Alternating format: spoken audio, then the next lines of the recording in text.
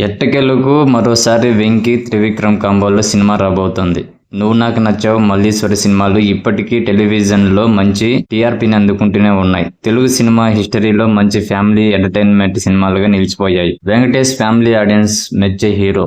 మధ్యలో ఓసారి త్రివిక్రమ్తో కలిసి సినిమా చేయాలని అనుకున్నారు. కానీ కారణాల వల్ల అది సెట్స్ మీదకు వెళ్ళలేకపోయింది. తర్వాత ఎవరి సినిమాల్లో వారు బిజీగా అయిపోయారు. ఇప్పటిలో ఉండకపోవచ్చు అని దాదాపు అంతా ఓ నిర్ణయానికి వచ్చేశారు. కానీ ఊహించిన విధంగా ఇప్పుడు వారిద్దరి కాంబినేషన్ లో సినిమాను అనౌన్స్ చేశారు. ఆల్రెడీ మూవీ సెట్స్ మీదకు వెళ్ళిందంట. ఈ విషయాన్ని స్వయంగా నిర్మాత నాగవంశీ అఫీషియల్ గా అనౌన్స్ చేశారు. 20 నెలల తర్వాత మాటల మాంత్రికుడు మళ్లీ సెట్స్ లోకి అడుగు పెడుతున్న విషయాన్ని అనౌన్స్ చేశారు. సో త్వరలోనే స్క్రీన్ మీద ఓ మ్యాజిక్ క్రియేట్ చేయబోతున్నారు.